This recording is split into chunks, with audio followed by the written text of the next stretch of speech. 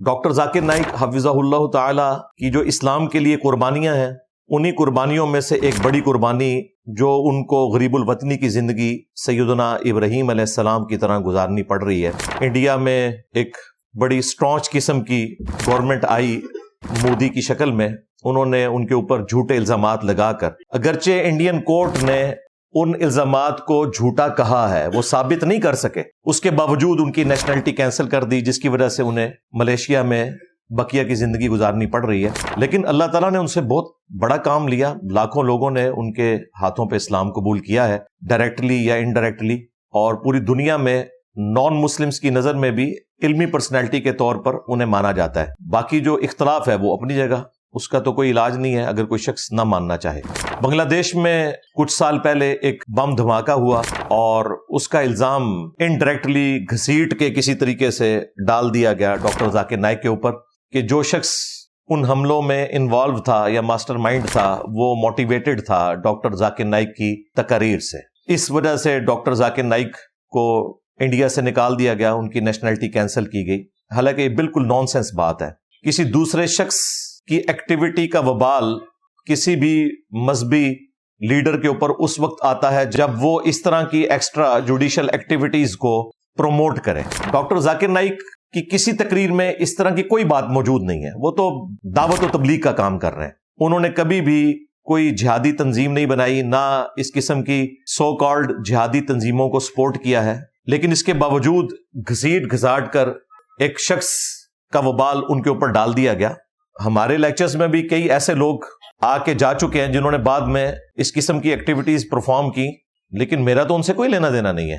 میں تو extra judicial activity خواہ کوئی ریاستی ادارہ کرے، خواہ کوئی مذہبی جماعت کرے یا کوئی جہادی تنظیم کرے، میں تو اسے حرام سمجھتا ہوں، اور میرا پورا ٹریک ریکارڈ ہے۔ اسی طریقے سے ڈاکٹر ذاکر نائک کا پورا ٹریک ریکارڈ ہے۔ ایک جملہ ان کا اٹھایا گیا اور اسی کی بنیاد کے اوپر UK میں بھی ان پر پابندی لگائی گئی، اور مجھے بڑے افسوس سے کہنا پڑ رہا ہے پاکستان میں بھی چند سیکولر لوگ، اگرچہ وہ اکثر معاملات میں منصف مزاج ہیں اور صحیح چیزیں ہائی لائٹ کرتے ہیں، اس کے باوجود یہاں آ کر وہ بھی دھوکہ کھا گئے، یا انہوں نے جان بوجھ کر اپنا غصہ نکالنے کی کوشش کی، واللہ عالم۔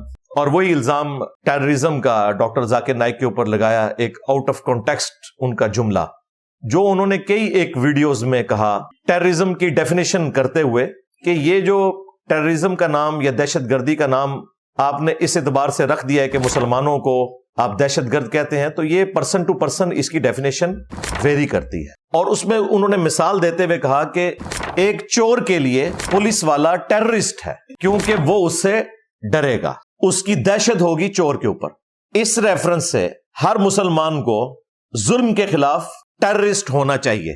وہاں انہوں نے یہ نہیں کہا کہ وہ قانون ہاتھ میں لے، جو بھی ایفرٹ پٹ کرنی ہے ظاہر ہے وہ قانونی طریقے سے کرنی چاہیے۔ اس جملے کو انہوں نے کاٹا اور کہا کہ یہ تو کہہ رہا ہے کہ ہر مسلمان کو ٹیررسٹ ہونا چاہیے۔ بھئی وہ ٹیررسٹ کا جو ورڈ ہے اس کی جو ڈیفینیشن کر رہے تھے وہ اسی اعتبار سے کر رہے تھے کہ آپ نے ظلم کے خلاف دہشت پھیلانی ہے، نہ کہ ظالم کے ساتھ مل کر مظلوم کے لیے آپ نے ٹیررسٹ بننا ہے۔ یہ تو انہوں نے بات ہی نہیں کی۔ اور اس طرح کا جو الفاظ کا چناؤ ہوتا ہے بعض اوقات سمجھانے کے لیے، اگر اس میں کوئی ولگر چیز انوالو نہ ہو اور کوئی شرعی گرفت نہ ہو تو آپ اس قسم کے الفاظ استعمال کر سکتے ہیں، اور یہ ہمیشہ سے کیے جاتے رہے ہیں۔ اس کی آپ نمائندہ مثال دیکھ لیں، قرآن حکیم میں موجود ہے۔ سورۃ البقرہ میں آیت الکرسی جو ہے وہ آیت نمبر ہے 255، اس سے جو اگلی آیت ہے وہ ہے 256۔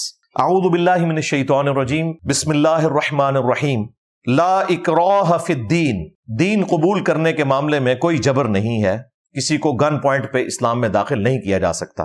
قد تبین الرشد من الغی، بے شک اللہ تعالیٰ نے ہدایت کو گمراہی سے الگ کر کے بیان کر دیا ہے۔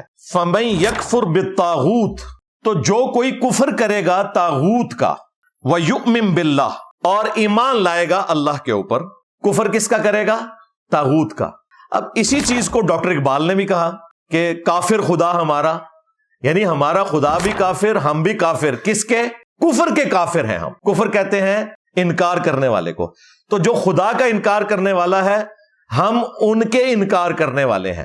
یہ میں ان لوگوں کے لیے پھکی دے رہا ہوں کہ جو لوگ یہ سمجھتے ہیں کہ جی انجینئر صاحب جو اس قسم کے الفاظ استعمال کرتے ہیں تو بہتر ہے کہ الفاظ کا چناؤ بہتر کر لیں۔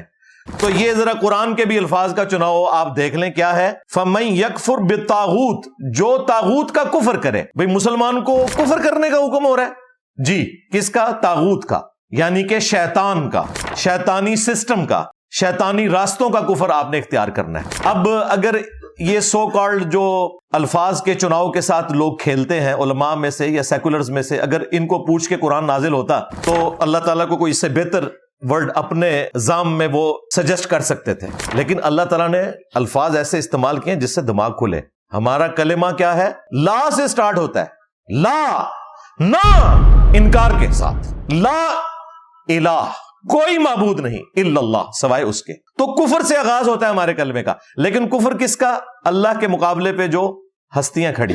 یہاں پہ بھی آیا کہ جو کوئی طاغوت کا کفر کرے گا وَيُؤْمِن بِاللَّهِ، اور ایمان لائے گا اللہ پر، فَقَدْ اسْتَمْسَكَ بِالْعُرْوَةِ، تو اس نے وہ کڑا پکڑ لیا، بِالْعُرْوَةِ الْوُثْقَى، ایسا مضبوط کڑا پکڑ لیا، لَا انفصام لَهَا، جو کبھی ٹوٹنے والا نہیں ہے. اگلے زمانوں میں کشتیاں جب بندرگاہ پہ لگائی جاتی تھی تو ایک مضبوط کڑے کے ساتھ ایک رسی باندھ کے اسے باندھ دیا جاتا تھا. اسی طریقے سے آج کل جو بڑے بحری جہاز ہیں ان کے وہ اینکر ہوتے ہیں، اتنے موٹے موٹے، اس کے ساتھ زنجیر نما رسے ہوتے ہیں، وہ اینکر ڈالا جاتا ہے. اس کی وجہ سے پھر وہ بحری جہاز وہیں پر ٹکا رہتا ہے، وہ جا کے پیندے میں بیٹھ جاتا ہے اور اس کے ساتھ ایک قسم کا آپ سمجھ لیں بندھ جاتا ہے. تو وہ مثال دی گئی. واللہ سمیع علیم، اور اللہ تعالیٰ سننے والا، علم والا ہے. یہاں سے پتہ چلا کہ الفاظ کے چناؤ میں اس طرح کے الفاظ بسا اوقات ہو سکتے ہیں جن پہ آپ کی ریزرویشن ہو، لیکن علمی طور پر وہ الفاظ کوئی غلط نہیں ہوتے، آپ وہ الفاظ استعمال کر سکتے ہیں. ہاں، وہ الفاظ ولگر نہیں ہونے چاہیے، یعنی بے حیائی کے اوپر مبنی نہ ہو. وہ پھر ایک کریٹیکل چیز ہو جائے گی، وہ اسلام اجازت نہیں دیتا. البتہ جو پبلکلی الفاظ چل رہے ہوتے ہیں وہ آپ استعمال کر سکتے ہیں، اور بس اوقات بات سمجھانے کے لیے آپ کو اس قسم کے الفاظ یوز کرنے پڑتے ہیں، مثالیں دینی پڑتی ہیں تاکہ ایک عام آدمی کو بات سمجھ آ جائے، اور اس میں کوئی عیب والی بات نہیں ہوتی. اب دیکھیں مسلمانوں نے اسلامک بینکنگ کی ٹرم یوز کی نا. ایک طرف ہم پچھلے 100 سال سے یہ چیخ رہے تھے کہ بینکنگ تو ہے ہی یہودیوں کا نظام، بینکنگ حرام، بینکنگ حرام. جب بینکنگ حرام تھی تو اسلامک بینکنگ کہاں سے حلال ہو گئی؟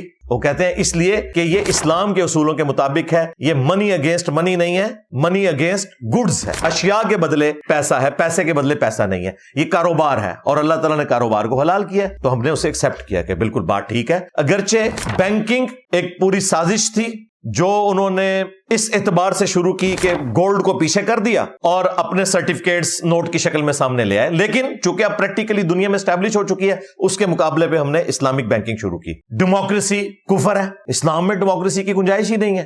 لیکن اسلامک ڈیموکریسی جس میں حلال اور حرام کا فیصلہ اللہ اور اس کے رسول کریں گے عز و جل و صلی اللہ علیہ وآلہ وسلم، حلال کے دائرے میں کثرت رائے سے دیکھا جائے گا، تو یہ بالکل ٹھیک ہے. محدثین بھی کہتے ہیں جمہور کے نزدیک یہ راوی ثقہ ہے، صدوق ہے. اسے ہم نے ڈکلیئر کیا اسلامک ڈیموکریسی. ڈیموکریسی کفر تھی، اسلامک ڈیموکریسی حلال ہو گئی. پھر ہم نے اس میں ویلیو ایڈیشن کی اسلامک سیکولرزم، کہ ایسا سیکولرزم جو اسلام کی بنیاد پہ ہو، کسی فرقے کی بنیاد کے اوپر نہ ہو، اور اس میں تمام کو آزادی ہو کہ وہ اپنے اسکول آف تھاٹ کے مطابق زندگی گزار سکتے. کہتے ہیں یہ اسلامک سیکولرزم کہاں سے آ گیا؟ جہاں سے اسلامک بینکنگ آئی تھی اور جہاں سے اسلامک ڈیموکریسی آئی تھی. لو سامو نہیں انجینئر صاحب، آپ سے تو ہماری ضد ہے نا، آپ کی تو کوئی بات نہیں ہم نے ماننی. یہی ضد اس قسم کی ڈاکٹر ذاکر نائک کے جو ناقدین ہیں نا، ان کے ساتھ لگ گئی ہے، اور وہ ان کی ایسی غلطیوں کو بھی پکڑتے ہیں جو ان کے کھاتے میں ہے ہی نہیں ہے. جو ہیں ان میں ہم آپ کے ساتھ ہیں. آج میں بھی ان چیزوں کا پوسٹ مارٹم کروں گا انشاءاللہ تعالی، لحاظ نہیں کریں گے. لیکن اس ایکسٹریم پہ چلے جانا کہ ایک بندے کی چند ایک غلطیوں کو پکڑ کے اسے 0 سے ملٹیپلائی کر دینا، اس کی ساری خدمات کو 0 سے ملٹیپلائی کر دینا، جبکہ وہ غلطیاں بھی کفر کے درجے کی نہ ہو. ہاں، اگر ڈاکٹر ذاکر نائک رسول اللہ کلمہ پڑھایا ہے جس طرح کہ تمہارے ابوں نے پڑھایا ہوا ہے، چشتی رسول اللہ، تھانوی رسول اللہ، تو ضرور اسے کہو 0 سے ملٹیپلائی کرو، ہم تمہارے ساتھ ہیں. لیکن یہ چھوٹے چھوٹے اختلافات کے اوپر کون لوگ کر رہے ہیں جن کے ابوں نے اپنے ناموں کے کلمے پڑھائے ہوئے اور ان کے حق میں مناظرے لڑے ہوئے، وہ باتیں کر رہے ہیں. غلطی کی انٹینسٹی ڈیفائن کرنی پڑے گی، اس کے بعد آپ 0 سے ملٹیپلائی کریں. اگر غلطی اس نوعیت کی ہے کہ جو کفر اسلام کا مسئلہ نہیں ہے تو اس پہ آپ اختلاف رائے کریں، پورے پیشن کے ساتھ کریں، ہم آپ کا ساتھ دیں گے. لیکن اس ہٹ درمی پہ اترنا کہ ان کی طرف غلط باتیں منسوب کر کے انہیں ڈی فیم کرنے کی کوشش کرنا، اور انڈیا میں جو ان کے خلاف غلط کیسز بنائے گئے ٹیررزم کے اعتبار سے، ان کو بنیاد بنا کے یہ کہنا کہ جی اس کو تو نکالا اس لیے تھا کہ یہ دہشت گرد ہے، تو پاکستانی حکومت نے اسے کیوں بلا لیا؟ عجیب بات ہے۔ ویسے ہمیں تو شروع سے ہی خدشات لاحق تھے کہ پتہ نہیں کیا بننا ہے، اس لیے آپ نے دیکھا کہ میں نے ان کے آنے سے پہلے ویڈیو ریکارڈ کروا دی تھی انہیں ویلکم کہنے کے لیے۔ مجھے پتا تھا کہ میجورٹی تو یہاں بریلویوں کی ہے، وہ مخالفت کریں گے، دیوبندی بھی صرف گورنمنٹ کے پریشر کی وجہ سے تھوڑا سا بیان دے دیں گے حق میں، لیکن وہ لگی لپٹی بات کریں گے، صرف اہل حدیث سپورٹ کریں گے۔ اہل حدیث کی تو بیچاروں کی اوقات ہی کوئی نہیں، آپ کو پتہ ہے ان کو کون دیکھتا ہے، کون سنتا ہے اور کون مانتا ہے۔ تو اس لیے پھر میں نے فرنٹ سے لیڈ کیا